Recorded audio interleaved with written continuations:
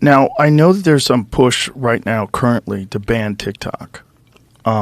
And there's a lot of people that are very torn on this because they don't want to give the government the ability to ban social media.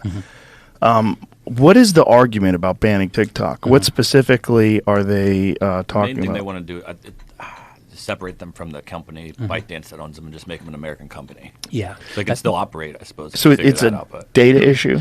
Well, it's a national security issue. So, So thank you. Let's separate the national security issue from the mental health issue. Okay. I have a lot of libertarian friends. I have a lot of libertarian sympathies. I would be uncomfortable about the government banning a company or a product because it's harmful to children. I personally think we should just have age verification. We should not have kids on certain things. But if it was just a question of, this is really bad for children, let's ban it. No, I don't think I would support that. But TikTok is different because it is a Chinese-owned company. And as many of your listeners will know, China, it says in whatever, it doesn't have a constitution, I don't think. But by law, every Chinese company must do what the Chinese Communist Party tells it to do. And that's what's so scary. That this is Instagram Reels and YouTube Shorts. They might have similar effects to TikTok, but the Chinese government can literally tell ByteDance to change what kids are seeing, and they do that in China. They tell them in China you have to have this kind of content and not that kind of content. There was an incredible episode you had Tristan Harris on. Tristan Harris has this amazing podcast episode where they go into the national security risks, and they show that the day that Russia invaded Ukraine, TikTok in Russia changed radically. The government was on, TikTok was on it. Yep, we're going to do what Putin wants us to do, So the idea that the most influential platform on American children, the idea that must do what the Communist Party tells it to do, at a time when we have mounting tension with China and the possibility of a war. I mean, as Tristan says, imagine if in the 1960s the Soviet Union owned and controlled, PBS, ABC, NBC, and all the kids programs. We would never have allowed that. So I hope listeners, I really strongly support this bill. I think Representative Mike Gallagher, was one of the ones proposing it, or at least certainly advocating for this issue. I hope people will not see it as a TikTok ban, but they'll see it as an urgent national security move to force ByteDance to sell to a non-Chinese owner. And specifically, what are they pointing to when they say national security risk? What specifically have they seen? So a lot of it seems to have to do with the data question. Facebook pioneered this model in which the person using the product is not really the customer. They don't pay the money.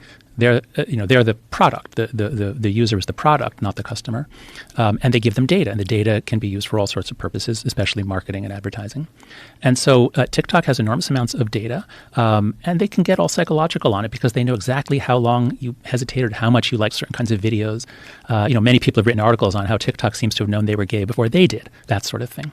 So TikTok has extraordinary amounts of data on most Americans, certainly most young Americans. And they say, but we don't share. It's in a server over here in Singapore, I don't know where, but it's not in China. Come on. There's no way it could possibly be the case that the data is really separated and not available to the Chinese Communist Party. And what are they pointing to in terms of the danger of this data that makes them want to have it sold to an American company?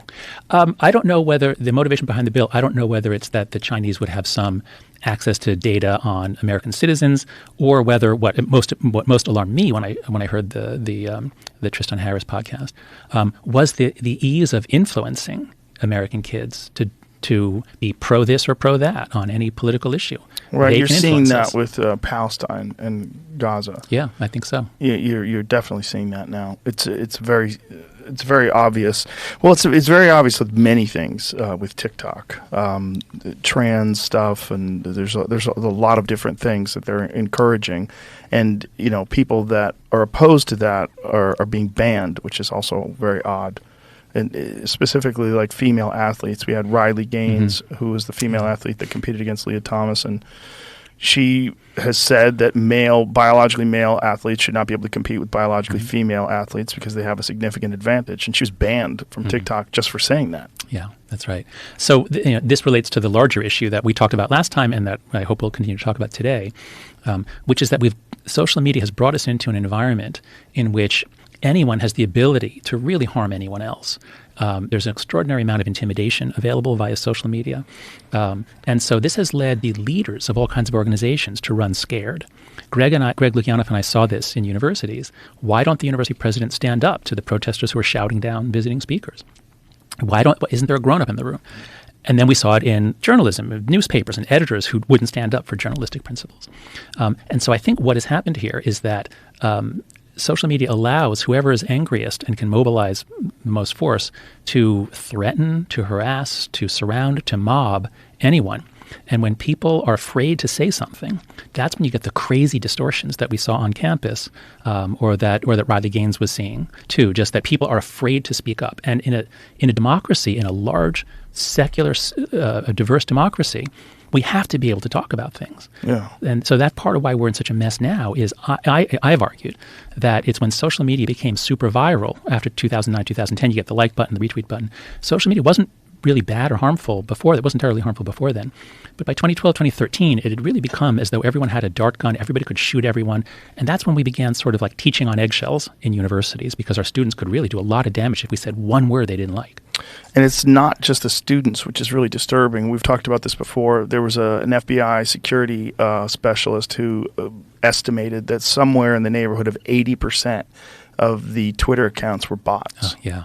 Which is very strange because that means that they're mobilizing specifically to try to push different narratives. Yeah, that's right. So if you think of, people say, well, now Twitter is the public square or things like that. It's not a public square. It's more like the Roman Colosseum. It's more like, a place where people say things and the fans are in the stands are hoping to see blood. To move our discussions onto platforms like that can be manipulated. That anyone doesn't have to be a foreign intelligence service. It could be anybody who wants to influence anything in this country or anywhere in the world.